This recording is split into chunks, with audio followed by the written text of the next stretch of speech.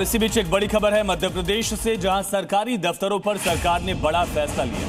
सरकारी दफ्तरों में शाम 7 बजे के बाद एयर कंडीशनर यानी कि जो एसी होते हैं वो नहीं चलेंगे। वित्तीय बोझ के चलते मोहन सरकार ने यह बड़ा फैसला लिया। और मोहन सरकार ने अफसरों के हवाई सफर पर भी अगले आदेश तक रोक लगा दी है।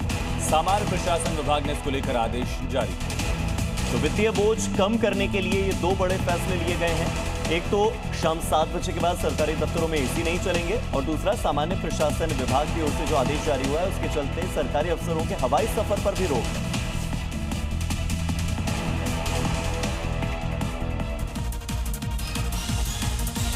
और अब आपको दिखाते हैं आज की 5 बड़ी खबरें कौन सी हैं, देखिए रफ्तार अंदाज। दिल्ली में ब्रिक्स देशों के राष्ट्रीय सुरक्षा सलाहकारों की बैठक आज से शुरू होगी। 2 दिन की बैठक में चीन, रूस, ईरान के शीर्ष अधिकारी शामिल होंगे और मीटिंग में मिडिल ईस्ट के हालात पर भी खास चर्चा हो सकती है। पश्चिम बंगाल में शुभेंदु अधिकारी की सरकार आज अपना पहला बजट पेश करेगी। बजट में नए रोजगार सृजन और युवाओं के साथ ही कर्मचारियों पर फोकस हो सकता है। महाराष्ट्र विधानसभा के मानसून सत्र की शुरुआत आज से होगी। 10 जुलाई तक चलने वाला सत्र राजनीतिक उठापटक और मौसम संबंधी चुनौतियों के बीच काफी हंगामेदार रहने की संभावना। उत्तर प्रदेश के बहराइच में हिंदू लड़की के लापता होने पर जमकर बवाल हुआ। दूसरे समुदाय के युवक पर लड़की को ले जाने के आरोप लगे। गुस्साए लोगों ने जमकर पथराव किया। पुलिस ने लड़की को बरामद कर लिया। उत्तराखंड के विकासनगर में नशे के खिलाफ व्यापक स्तर पर जागरूकता अभियान चलाया गया और लोगों से नशे का कारोबार करने वालों की जानकारी पुलिस को देने की अपील की गई।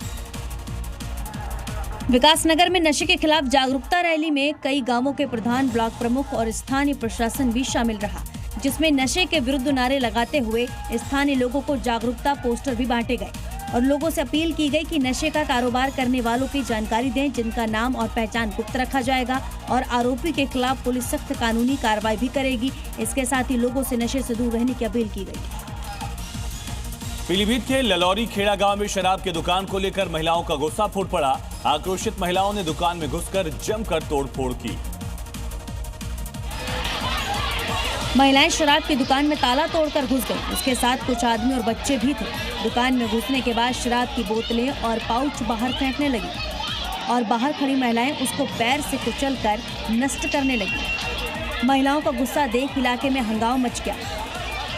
दर्जनों महिलाएं विरोध प्रदर्शन में शामिल हुई, जो लंबे समय से गांव में शराब की दुकान का विरोध कर रही थी। लेकिन शिकायत के बाद भी जब प्रशासन ने दुकान नहीं हटाई तो महिलाओं ने मोर्चा खोल दिया, जिसके बाद प्रशासन मौके पर पहुंचा और मामले को संभाला। जम्मू कश्मीर से जहां रियासी के जंगलों में फिर से आग भड़क गई। यहाँ पर तेज गर्मी और हवा चलने की वजह से जो आग लगी थी वो फैलती जा रही है, विकराल रूप लेती जा रही है और आग पर काबू पाने की कोशिश लगातार जारी। इसमें स्थानीय लोग भी लगातार मदद कर रहे हैं। आग बुझाने में उनकी तरफ से भी कोशिश की जा रही। फायर ब्रिगेड की टीम भी इस वनाग्नि को रोकने का प्रयास कर रही है। जम्मू कश्मीर के रियासी जिले के सलाल वन क्षेत्र में अचानक आग लगने से बड़ा इलाका प्रभावित हुआ है। आग की सूचना मिलते ही वन विभाग और दमकल विभाग की टीम मौके पर पहुंच गई। आग पर काबू पाने के लिए युद्ध स्तर पर कोशिश शुरू कर दी गई है। आग को फैलने से रोकने के लिए लगातार निगरानी की जा रही है। फिलहाल आग लगने की वजहों का पता नहीं चल सका है। प्रशासन ने स्थानीय लोगों से प्रभावित इलाकों से दूर रहने और सुरक्षा निर्देशों का पालन करने की अपील की है। पश्चिम बंगाल के पूर्वी बर्धमान में मंदिर परिसर में किए गए योग की तस्वीरें बेहद आकर्षक नजर आई और इन तस्वीरों ने सभी का ध्यान खींचा। मंदिर प्रांगण में सैकड़ों लोगों ने एक साथ योगासन किए, प्राणायाम किए। अंतर्राष्ट्रीय योग दिवस के मौके पर पश्चिम बंगाल के पूर्वी बर्धमान जिले के कालना में मौजूद शिव मंदिर परिसर में विशेष योग कार्यक्रम का आयोजन किया गया। इस अवसर पर बड़ी संख्या में लोगों ने मंदिर प्रांगण में जमा होकर योग अभ्यास किया और स्वस्थ जीवन का संदेश दिया। यहाँ जमा लोगों ने कई योग आसन और प्राणायाम का अभ्यास करते हुए शारीरिक और मानसिक स्वास्थ्य के प्रति जागरूकता दिखाई। एरियल तस्वीरों में देखी गई तस्वीर बेहद रोचक बनकर उभरी है।